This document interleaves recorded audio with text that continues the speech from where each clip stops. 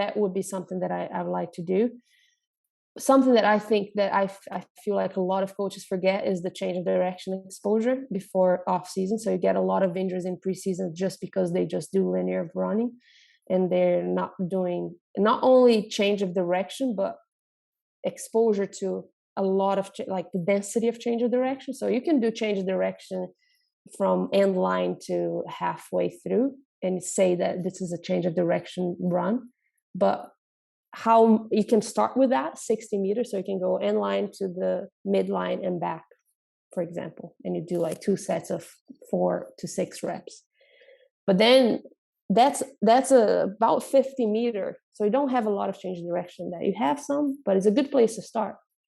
So then from there I get them to do 40 meter width of the box, the penalty box, and then they do 30 seconds on, 30 seconds off within that area. So now you increase the intensity, you increase the density of the change of direction. So you can start with 1 set of 8, then go to 2 sets of 4, 2 sets of 6, and then always go progressively through the weeks. And then if you want to, I used to do it at the end of off season when it gets close to preseason, where they're gonna have a lot of small-sided games, and why not?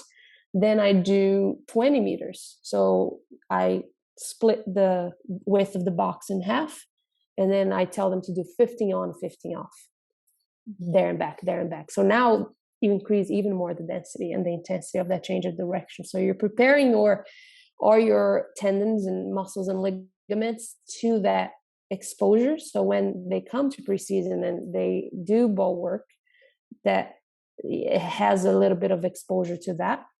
But now if you don't do that and you go to preseason, you have coaches that potentially don't have the knowledge of the monitoring of the training load and stuff, and they just go very double days, right? The double days of preseason, and they hit them with intensity and all that stuff. And that's another, I mean, we can go on and on with double days. I'm definitely not a big fan of. I think it's good if you know how to do monitor the loads between those sessions, because what happens is coaches do double days throughout the week, and then they don't understand that by Tuesday with that double session, the players are done, mentally fatigued, their central nervous system is done. So why are you just pushing where you're not going to get any adaptation from a very fatigued state? So I'd rather do maybe 1 or 2 double sessions, but then kind of go down a little bit to give the chance for them to hit. And you can undulate the sessions and stuff. So the change direction is a big one. The repeated sprint ability, I learned that one with Dawn Scott, who's always been my mentor, and I've always learned so much from her. But it's a very important one, which is a kind of a repeated sprint ability, but with a max speed. So if you go width of the box, and then you tell them to go maximally from point A to point B, then they have 30 seconds to rest, and then they go again.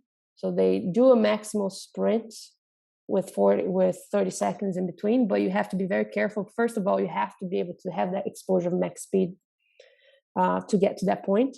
I would start 1 set of 4, so only 4 reps, and then every week I add 2 more. So the second week will be 1 set of 6, and then the next week 1 set of 8. You can go into 1 set of 14 if you want, but that's a cool one because you can really push the intent and the intensity to get to that max speed repeatedly, which might happen a lot in the game. But also I think through an injury prevention lens, I think that's quite good to expose that hamstring and to those forces repeatedly. So those are the biggest things. And then the dribble tracks, I like it because you have the ball, you can get some shooting involved, because a lot of times also that happens is players that they just think that they have to run during off season, and then they don't have the exposure of shots, of long balls, of short balls. And then they get to preseason where the loads during the week is so high in terms of repetitions and density of long balls and shooting. So how do I prepare for that? You can use the dribble tracks for that. So you can do where the dribble track, there's the end of it, you have some short passes and some long passes. and then have the exposure too, because there's a lot of injuries, quad injuries that happen in preseason because of that, because players just arrive without having that exposure during off season. So that's kind of like yeah, it's hard to kind of put everything, but those are one of my favorite ones, the big ones for me, and kind of trying to really dive deep into what the player needs at the moment. So if the player, needs to get faster, maybe the more high intensity stuff so they can always get to that max speed development is important, rather than hitting aerobic development a lot with a player that has already the base and needs a little bit of the speed. I love that. Huge fan of the tempo runs, the repeat sprint ability, the change of direction. That's a huge one in that preseason prep. And I've seen that a lot at the youth level too, like preparing for that high school preseason. The girls who really had that volume and that intensity with the change of direction conditioning were the ones who were healthy and able to flourish during preseason. But then the girls who waited until the last 2 weeks of summer to get started were the ones who suffered like ankle injuries, knee injuries, and that's the greatest cause of